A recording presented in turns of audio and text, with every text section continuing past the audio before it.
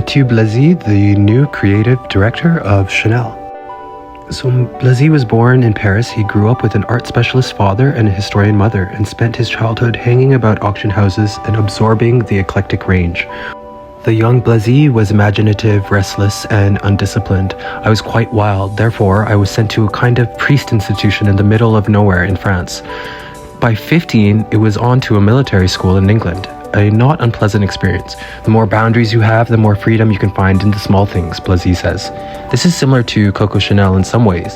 In 1884, when the young Chanel is dumped at a dreary convent orphanage, her mother is dead, her father has disappeared. Depressed and wild, the girl reluctantly learns a skill that will shape her future. She learns to sew.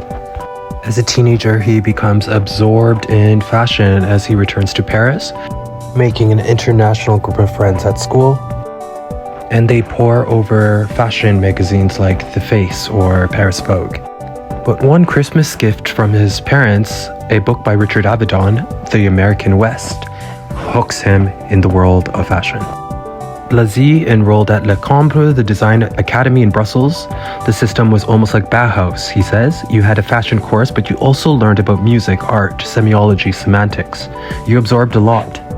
As a student, he interned at Balenciaga under Nicolas Ghesquier and later entered the International Talent Support Competition in Trieste with judges including Raf Simons and the fashion critic Kathy Horan. This would be a moment that would change his life. He did not win the competition, but Raf approached him and offered him a job. Raf says that Matthieu is a very free spirit, almost hippie-like in his mind.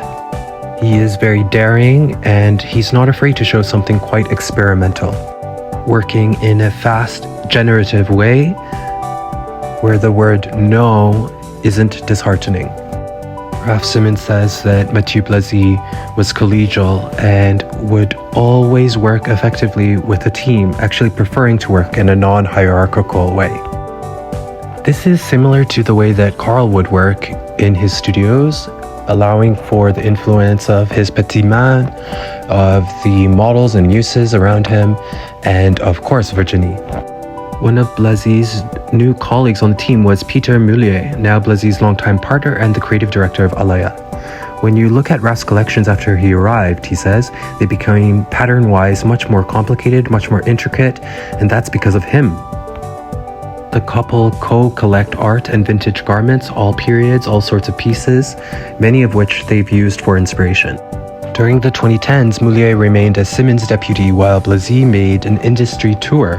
On the anonymous Martin Margiela team, he was outed as the creator of the crystal-studded masks that became a famous feature of Kanye West's 2013 Yeezus tour. I gravitated to it emotionally, Ye says. Interestingly enough, I used to be shy to wear those masks in public and only wanted to wear them on stage, until I embraced that the world was a stage.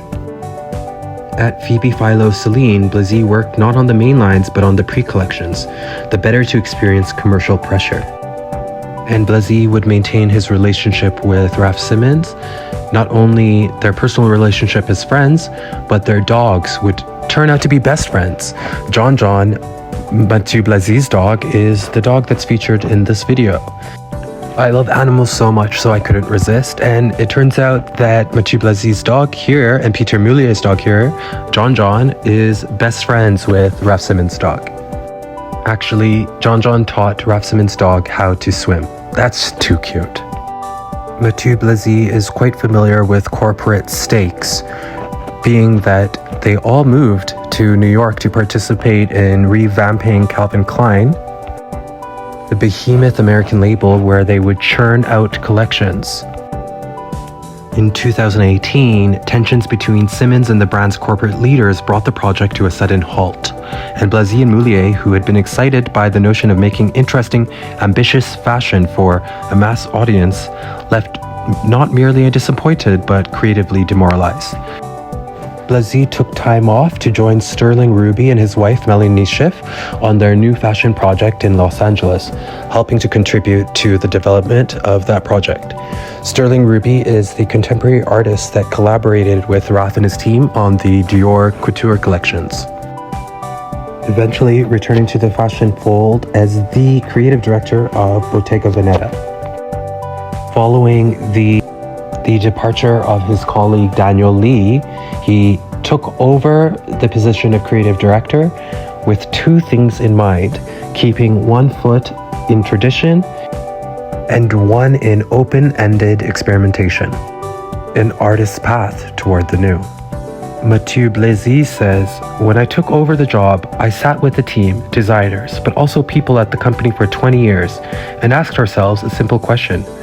What is Bottega?" He says. "What is craft? And where does it sit in tradition? How can we bring modernity? We don't talk about shape. We didn't talk about image.